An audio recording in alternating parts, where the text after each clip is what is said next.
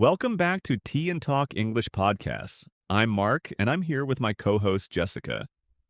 Today we're diving into a very interesting topic: relationships, crushes, and marriage. Relationships are something we all experience, whether it's a school crush, a long-term partner, or marriage. Love and relationships. Would you believe scientists have found that experiencing a crush activates the same brain regions as cocaine addiction? Today, we're exploring the fascinating science and psychology behind how humans form romantic bonds. That's such an interesting comparison. And it explains why people can act so irrationally when they're infatuated. Let me share some fascinating research about this. When we're in those early stages of attraction, our brains are literally flooded with dopamine and norepinephrine, the same chemicals released during a drug high. Studies show these neurochemical patterns actually change as relationships mature. So, what happens to our brains as we move from that intense crush phase into deeper love? Well, here's where it gets really interesting. Those initial high chemicals are gradually replaced by oxytocin and vasopressin, which create lasting bonds. Research shows this transition typically happens around the 18-month mark in relationships. That timing lines up with what people often call the honeymoon phase ending. Though I wonder how modern technology is affecting these natural relationship patterns. That's a crucial point. Recent studies show that while over 40% of couples now meet online, the average dating app user spends only zero point 0.5 seconds deciding whether to swipe right or left. We're making split-second decisions about potential life partners. Those numbers really highlight how dating has transformed. The whole rhythm of relationship development has changed. And here's something surprising. Research indicates that couples who meet online and make it to marriage actually have slightly lower divorce rates than those who meet traditionally. About 12% versus 15% after the first 3 years. That's unexpected. How do researchers explain that difference? Well, the leading theory suggests it's about intentionality. Online daters tend to be more explicit about their goals and values upfront. But here's the catch. They also report higher levels of anxiety and uncertainty in the early stages. That makes me think about how different cultures approach relationship formation. Some societies still practice arranged marriages but have adapted for modern times. Let me share some counterintuitive data about that. In countries with arranged marriages, divorce rates average around 4%, compared to nearly 50% in countries where love marriages predominate. Though we have to consider the complex cultural factors at play. Those statistics really challenge our Western assumptions about romance and compatibility. Speaking of compatibility, new research suggests that shared values predict relationship success far better than shared interests. Couples with aligned core values have a 78% higher chance of long-term satisfaction. That's fascinating because it contradicts what many dating apps focus on, matching people based on hobbies and interests. And here's another surprising finding. Couples who maintain strong social connections outside their relationship are 3.2 times more likely to report high satisfaction. It challenges the notion that your partner should be your everything. That relates to how social media has created new pressures on relationships. This need to perform love for an online audience. Research backs that up. Studies show couples who post frequently about their relationship on social media are 60% more likely to report relationship anxiety. But those who maintain balanced online and offline connections show the highest satisfaction rates. That really speaks to the importance of authenticity in modern relationships. Let me share something fascinating about authenticity. Successful long-term couples maintain a ratio of about 5 positive interactions to every negative one. This magic ratio holds true whether these interactions happen online or in person. That's such a specific metric. How do couples actually put that into practice? Well, relationship experts recommend intentional daily practices, like expressing gratitude, showing physical affection, and having meaningful conversations. Studies show couples who implement these habits see a 40% increase in relationship satisfaction within 6 months. Those concrete strategies make the science of love feel more accessible.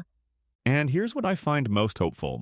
While relationship formats evolve, our fundamental capacity for emotional connection remains unchanged. Whether through ancient love letters or modern text messages, humans consistently find ways to create meaningful bonds. That's really the heart of it. How love adapts while staying essentially the same. Let me leave us with this thought. New research suggests that understanding the science of love doesn't diminish its magic. If anything, knowing how our brains and bodies create these powerful bonds makes the experience even more remarkable. Every generation discovers love anew while building on the wisdom of those who loved before them. And to help us explore this topic in depth, we have a special guest. Yes, we're joined by Dr. Emily Carter, a psychologist who specializes in relationships and family dynamics. Dr. Emily, thank you for being here today. Thank you, Mark and Jessica. I'm excited to join your conversation. Relationships are one of the most fascinating parts of human life. They shape who we are and how we grow. Let's start with something light. Many of our listeners are teenagers or young adults. Dr. Emily, what exactly is a crush? A crush is often an early stage of attraction. It's usually based on admiration, appearance, or the excitement of something new. It doesn't always mean deep love, but it's the first spark many people feel.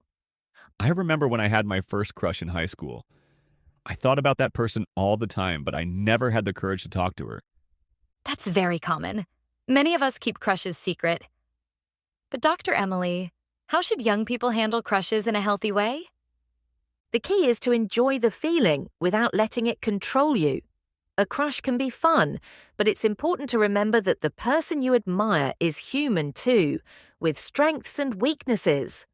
Communication and honesty are healthier than silent obsession. That makes sense. Now moving to relationships. What makes a strong and healthy one? Healthy relationships are built on 3 pillars: communication, respect, and trust. Without these, even the strongest attraction won't last. Both partners need to feel valued and heard.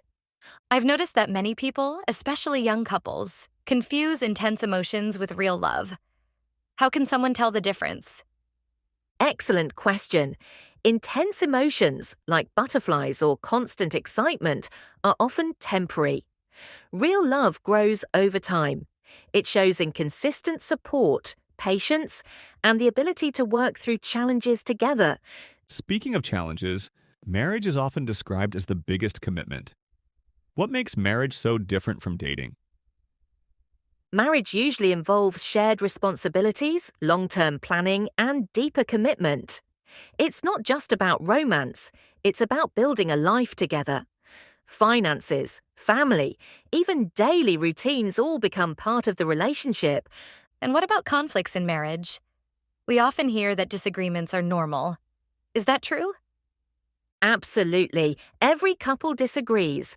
The difference between a healthy and unhealthy marriage is how they handle conflict. Respectful discussions, compromise, and forgiveness are essential. Avoiding problems only makes them bigger. That's very helpful. Some of our listeners might be wondering, what if their relationship doesn't work out? How can they cope with heartbreak? Heartbreak is painful, but it's also an opportunity to grow. People should allow themselves to feel sadness, but also reflect on what they learned. With time, support from friends, and self-care, healing always comes. Beautifully said. Thank you, Dr. Emily, for sharing your wisdom today.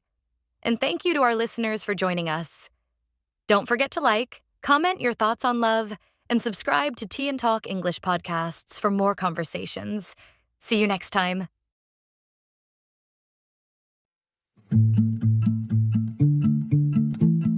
Morning sunlight filters through the blinds. We settle in, hearts and curious minds.